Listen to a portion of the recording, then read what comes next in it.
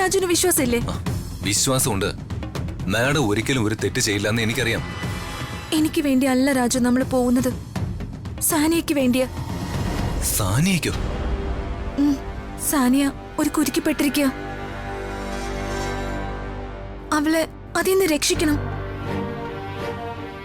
വേറെ ആരോടും പറയില്ലെന്ന് ഉറപ്പ് തന്ന ഞാൻ രാജുവിനോട് എല്ലാം പറയാം. സാനിയയുടെ ജീവിതത്തെ ബാധിക്കുന്ന കാര്യമാണ്. ഇപ്പൊ മാത്രമല്ല, പിന്നീട് ആ രഹസ്യം അവളെ ശല്യം ചെയ്യും. രാജു ആരോടെങ്കിലും പറയോ? ഏയ്, ഒരിക്കലുമില്ല മാഡം. മാഡം പറയാൻ പോകുന്ന രഹസ്യം എന്റെ മനസ്സിൽ തന്നെ ഇരിക്കും. സത്യം? സത്യം. എന്നാ കേട്ടോ, ഞാൻ എല്ലാം പറയാം.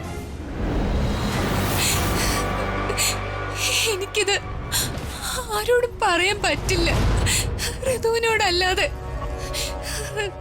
അർജുൻ, അതായിരുന്നു അയാളുടെ പേര്.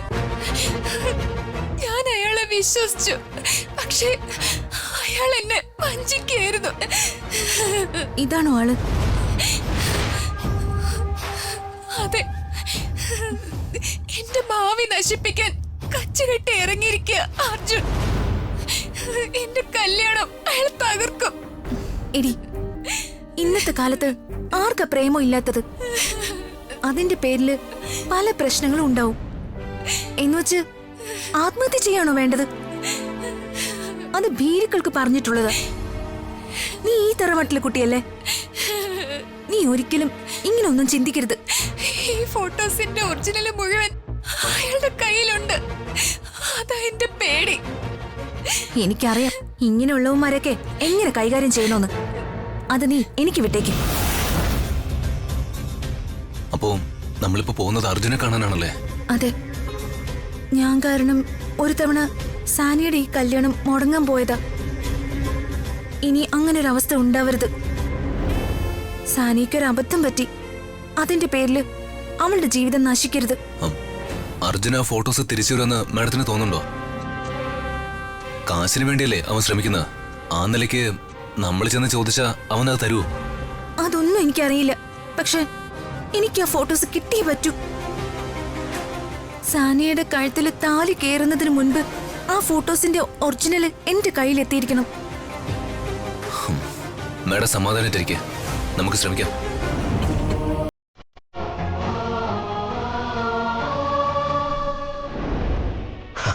വരൂ, ഓടിരിക്കും.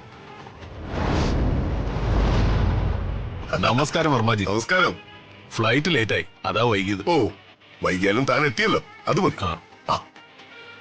ഇത് ശേഖരൻ, എന്റെ അനീനൻ. ഇത് രാജൻ, മുംബൈ ബേസ്ഡാ, ബിസിനസ്സാ. എന്റെ പഴയ ഒരു അടുപ്പക്കാരനും കൂടിയാണ്. അല്ല, മോളെവിടെ?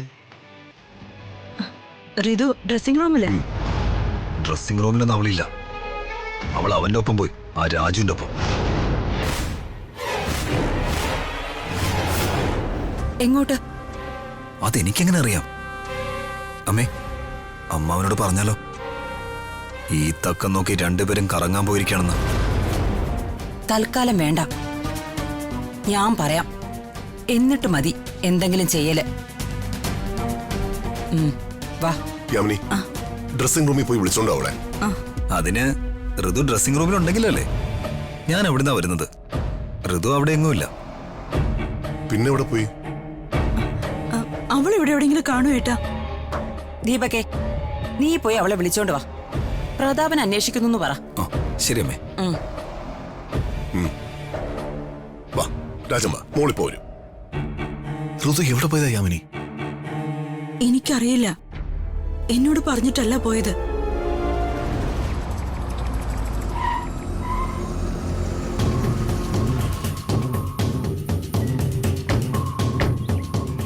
ഇത് തന്നെയാണോ വീട്? അതെ, സാനിയെ തന്ന വീടിന്റെ ലൊക്കേഷൻ വെച്ചിട്ടാണെങ്കിൽ ഇത് തന്നെയാ സ്ഥലം. എങ്കിൽ വാ വാ.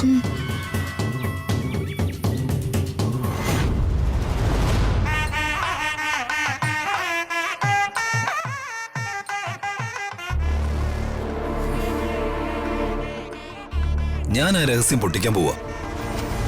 എനിക്കിനി കാത്തിരിക്കാൻ പറ്റില്ല.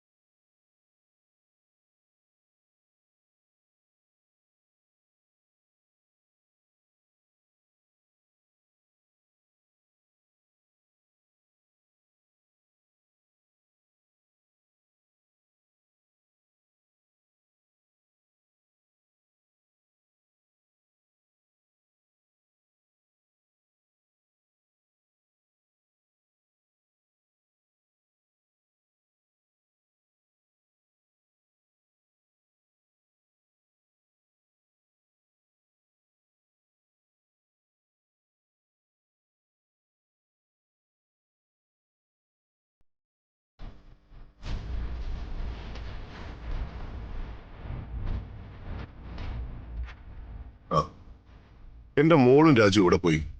അവര് കാറിൽ പുറത്തേക്ക് പോയായിരുന്നല്ലോ, ഞാൻ കണ്ടതാ സാർ. ഓ അത് ശരി. അപ്പൊ രണ്ടാളും ഒരുമിച്ചാണ് പുറത്തേക്ക് പോയിരിക്കുന്നത്.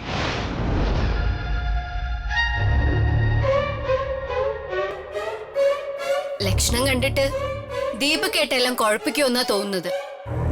ആവശ്യമില്ലാത്ത പ്രശ്നം ഉണ്ടാക്കി ചേച്ചിയുടെ കല്യാണം വരെ മുടക്കി കളയോന്നാ ഇപ്പൊ എന്റെ പേടി. മോനോടെ പോയി.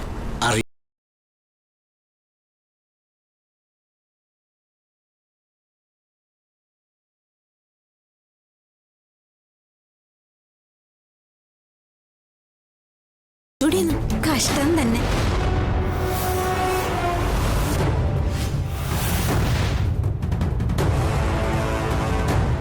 ദീപകേ, നീ ഋതുവിനെ വിളിക്ക്. എവിടെയുണ്ടെങ്കിലും പെട്ടെന്ന് ഇവിടെ എത്താൻ പറ.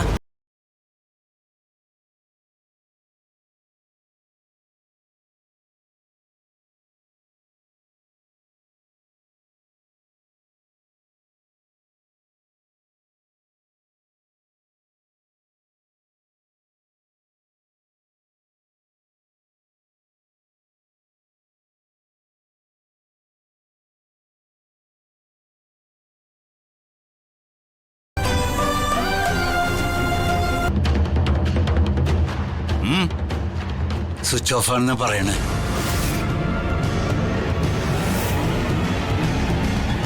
ഇപ്പൊ മനസ്സിലായല്ലോ. ഒരുമിച്ച് കാറി പോകുന്നു, ഫോണും സ്വിച്ച് ഓഫ്. എന്താ ഇതിന്റെ അർത്ഥം? ഒളിച്ചോടണമെന്നുണ്ടായിരുന്നെങ്കിൽ ഇന്ന് എന്നെ വേണമായിരുന്നോ? വെറുതെ മന്ത്രിക്ക് നാണക്കേടുണ്ടാക്കാൻ.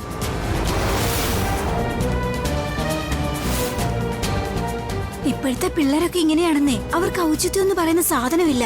ആ അത് ശരിയാ. ഒന്ന് മിണ്ടാതിരിക്കും. അവർ വേറെന്തെങ്കിലും ആവശ്യത്തിന് പോയതായിരിക്കും.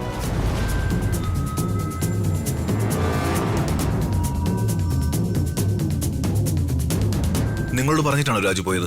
ഇല്ല, ഞങ്ങൾക്കൊന്നും അറിയില്ല. അങ്ങനെ പറയാതെ പോകുന്ന ആളല്ലല്ലോ രാജു. ഇന്ന് എന്ത് പറ്റിയതാവും? എന്ത് പറ്റാൻ?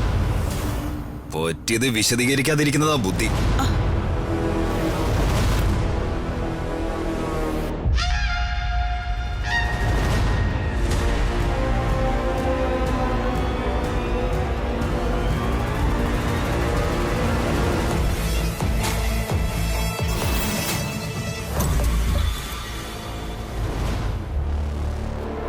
ഇനി രാജുവിന്റെ രാജകുമാരി ഋതികയായിരിക്കോ? അല്ല, അവരങ്ങനെയാണല്ലോ പറയണത്. എന്താ തിന്നോണം. ഇവിടെ എല്ലാരും തീ ചവിട്ടി നടക്കാം.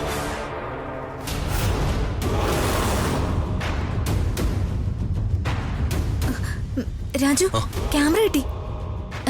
ഇതിനുള്ളിൽ കാർഡുണ്ടാവും, അതിങ്ങെടുത്തേക്ക്. കിട്ടി. ഈ ലാപ്പിലും കാണും ഫോട്ടോസ്. എല്ലാം ഡിലീറ്റ് ചെയ്യണം. ഇനി ഒരിക്കലും അവന് സാനിയെ ബ്ലാക്ക്മെയിൽ ചെയ്യാൻ പറ്റരുത്. ഇത് ഓൺ ചെയ്യാൻ പറ്റുന്നില്ല. മുഹൂർത്തത്തിന് സമയമായി. നമുക്ക് അവിടെ പോയി നോക്കാം.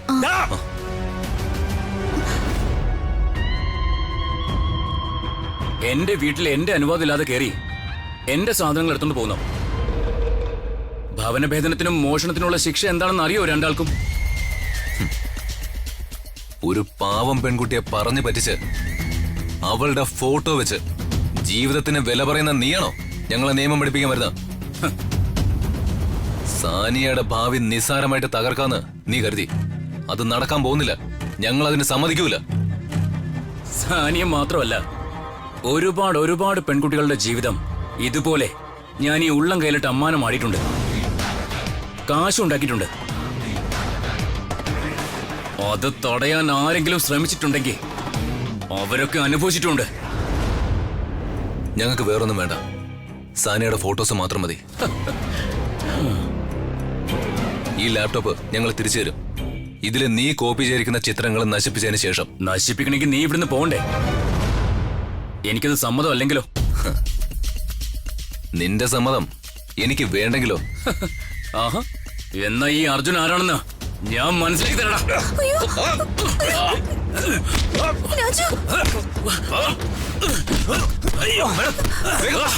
വേഗം പോ.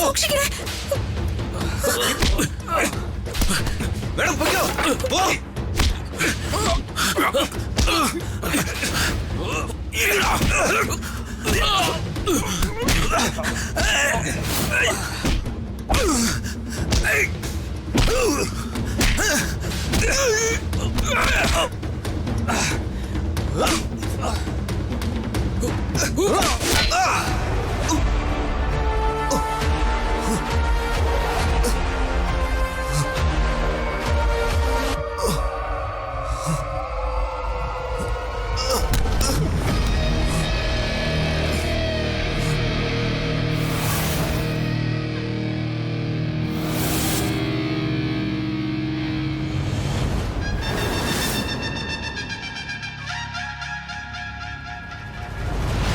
ചതിച്ചു പ്രതാപ. നിന്റെ വിശ്വസ്തനായ രാജു നമ്മളെ ചതിച്ചു.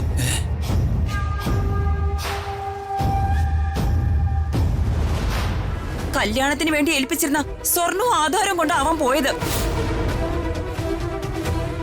കൂടെ നമ്മുടെ ഋതുവിനെയും കൊണ്ടുപോയി.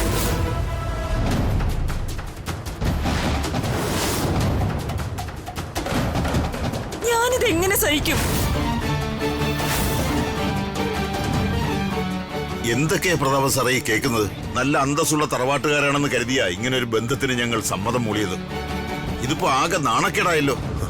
നിങ്ങൾ ഒന്നുകൊണ്ടും വിഷമിക്കണ്ട, കല്യാണം നടക്കണം. സ്വർണവും ആധാരവും ഇല്ലാതെ എങ്ങനെയാ കല്യാണം നടക്കുക? പറഞ്ഞുറപ്പിച്ച വാക്കല്ലേ, അത് മാറ്റാൻ പാടില്ലല്ലോ. ഒന്നിനൊരു കുറവും വരില്ല.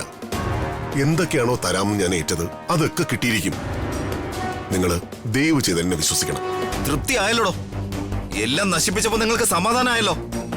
മക്കളെ വളർത്തുമ്പോ അന്തസ്സോടെ വളർത്തണം. ഞങ്ങൾ അവനെ അന്തസ്സോടെ തന്നെയാ വളർത്തിയത്. കാശിനെ ഞങ്ങൾക്ക് കുറവ് വന്നിട്ടുള്ളൂ. അഭിമാനം വിട്ട് ഞങ്ങൾ ഇതുവരെ ജീവിച്ചിട്ടില്ല. ഇതാണോ അഭിമാനം? പണ്ടോ സ്വത്തും കൊണ്ട് ജോലി ചെയ്തിരുന്ന വീട്ടിലെ പെണ്ണിനെ കടത്തിക്കൊണ്ട് പോകുന്നതാണോ നിങ്ങൾ അഭിമാനം? വീട്ടിലെ ഞാൻ ഒരുത്തനെ അങ്ങനെ സുഖിച്ച് ജീവിക്കാന്ന് ഒരുത്തരും വിചാരിക്കണ്ട.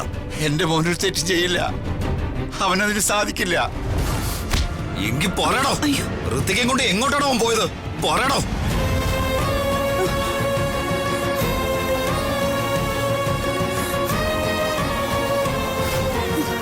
ദീപകേ,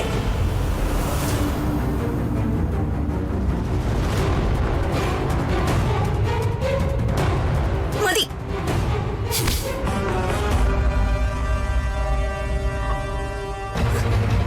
എന്തേ നടക്കുന്ന? എന്തിനാ രാജുവിന്റെ അച്ഛനോട് ദേഷ്യപ്പെട്ടത്? സത്യം എന്താന്ന് പറ മോളെ. ഇവിടെ എല്ലാരും വിചാരിച്ചിരിക്കുന്നത് നിന്നെയും കൊണ്ട് രാജു ഒളിച്ചോടിയെന്നാ. ഒളിച്ചോടിന്നോ? എന്നെയും കൊണ്ടോ? ആ, കഷ്ടം. എങ്കി അവനെ ഏൽപ്പിച്ചിരുന്ന സ്വർണ്ണവും ആധാരവും ഒക്കെ എവിടെ? അതെവിടെ കൊണ്ട് ഒളിപ്പിച്ചു? അതും എന്റെ മോനെടുത്തെന്നാ ഇവര് പറയുന്നേ. അവൻ ഒരിക്കലും അങ്ങനെയൊന്നും ചെയ്യില്ല മോളെ. തർക്കം വേണ്ട. എന്താ സംഭവിച്ചെന്ന് ഋതിക തന്നെ പറയട്ടെ.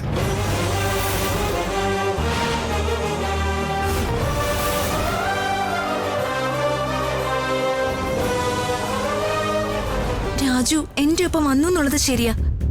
അത് നിങ്ങൾ കരുതുന്നത് പോലെയുള്ളൊരു വരമായിരുന്നില്ല. സാനിക്ക് കൊടുക്കാൻ ഒരു ഗിഫ്റ്റ് വാങ്ങണമായിരുന്നു എനിക്ക്. കൂടെ വരാമോന്ന് രാജുവിനോട് ചോദിച്ചു. രാജു വരാന്ന് പറഞ്ഞു. എന്നിട്ട് രാജു എവിടെ മോളെ? അതെ, അവനെവിടെ? ഞാൻ പോയി ഗിഫ്റ്റ് വാങ്ങി തിരിച്ചെത്തിയപ്പോ രാജു കാറിലുണ്ടായിരുന്നില്ല. എന്തോ തിരക്കിൽപ്പെട്ട് പോയതാണെന്ന് തോന്നുന്നു. കുറെ നേരം ഞാൻ കാത്തു. കാണാതായപ്പോ ഞാനിങ്ങി പോന്നു. ഇതൊന്നും ഞാൻ വിശ്വസിക്കുന്നില്ല. ദീപക്ക് വിശ്വസിക്കണ്ട, പക്ഷെ ഞാൻ പറഞ്ഞതാ സത്യം. മോളെ, എന്റെ മോന്റെ ഫോണ് പോലും സ്വിച്ച് ഓഫാ. അവന് വല്ല അപകടം പറ്റിയെന്നാ എന്റെ പേടി. ഈശ്വര, അവനൊരാപത്തും വരാതിരുന്ന മതിയായിരുന്നു. അവൻ ആഭരണവും ആധാരവും കൊണ്ട് മുങ്ങി. അങ്ങനെ കരുതുന്നതാവും നല്ലത്. മതി കുറ്റപ്പെടുത്തിയത്.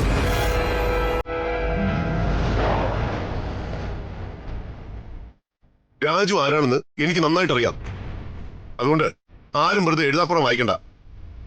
നിങ്ങൾ കരുതുന്ന പോലെ ഒരാളല്ല രാജു. അവൻ ഒരിക്കലും ആഭരണം കൊണ്ടുപോവില്ല.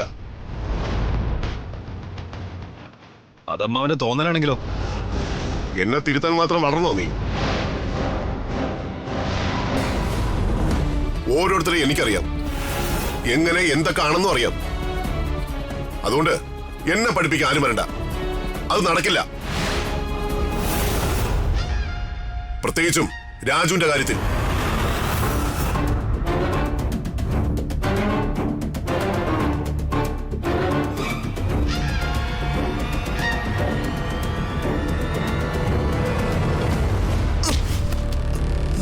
ഇപ്പൊ എങ്ങനെയുണ്ട് മോനെ?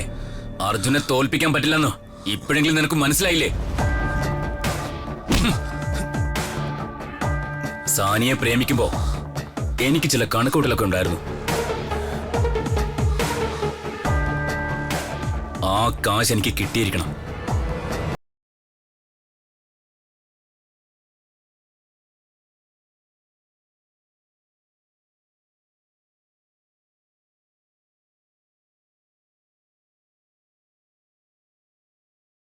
എനിക്ക് ആവശ്യമുള്ള പണം ഞാൻ ആ മന്ത്രി വർമ്മയോട് ചോദിച്ചു വാങ്ങും.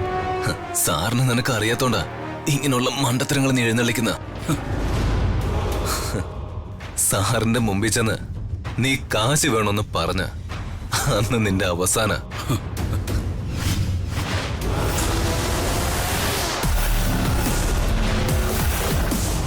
പിന്നെ ഞാൻ എന്റെ സാറിന് നേരെ വന്ന ഒരു ഭീഷണിയും ഇന്ന് വരെ ഞാൻ തടുക്കാതിരുന്നിട്ടില്ല അർജുൻ. ഇത് ഞാൻ അങ്ങനെ തന്നെ ചെയ്യും.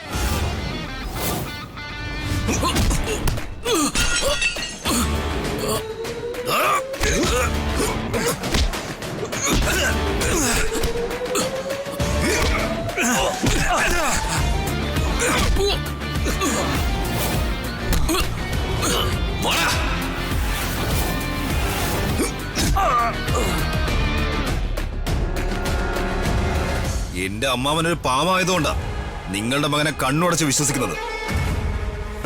സത്യം പറയിപ്പിക്കാൻ എനിക്ക് അറിയാഞ്ഞിട്ടല്ല. ചോദിക്കേണ്ട പോലെ ചോദിച്ചാ തത്ത പറയും പോലെ നിങ്ങൾ രാജു എവിടെയാണെന്ന് പറയും. ഞങ്ങൾക്കറിയില്ല. നോണ, നിങ്ങൾക്കെല്ലാം അറിയാം. എല്ലാരും അറിഞ്ഞുകൊണ്ട് നടത്തുന്ന ഒരു നാടകം ഇത്. ഇല്ല മോനെ, എന്റെ മോൻ ഒരിക്കലും മോഷ്ടിക്കില്ല.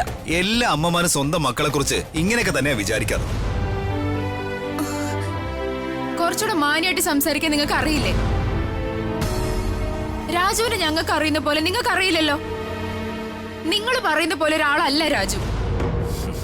നീ ആരുടെ എന്നെ പഠിപ്പിക്കാൻ? ദേ, ഞാനൊരു കാര്യം പറയാം. കല്യാണത്തിൽ പങ്കെടുക്കാൻ വന്നിട്ടുണ്ടെങ്കിൽ അതും കഴിഞ്ഞ് പൊയ്ക്കോണം. അല്ലാതെ സദസ്സിൽ കയറി അഭിപ്രായം പറഞ്ഞാലുണ്ടല്ലോ. ഞങ്ങൾ എന്ത് തെറ്റ് ചെയ്തിട്ടാ ഇങ്ങനെ വിചാരണ ചെയ്യാൻ? എടോ,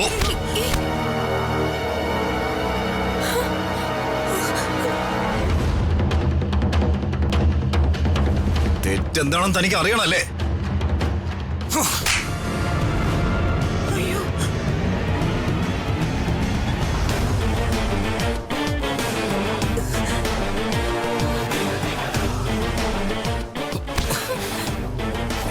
പറയണോ മര്യാദയ്ക്ക്? ദീപകേ, വിടാ അയാളെ, വിടാൻ.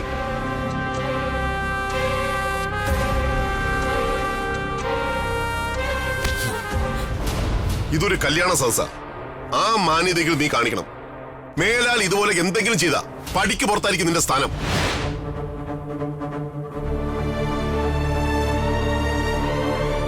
എന്റെ പെങ്ങളുടെ കല്യാണം നടക്കാൻ പോകുന്നത്, അതെന്താ അമ്മ ഓർക്കാത്തത്?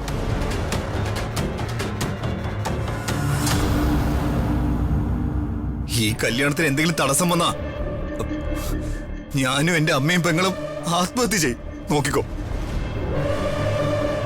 എന്നാ പിന്നെ അങ്ങനെ ചെയ്യുന്നതാവും നല്ലത്. ഞാനും എന്റെ വീട്ടുകാരും തിരിച്ചു പോവുക. ഞങ്ങൾക്ക് ഈ ബന്ധം വേണ്ട.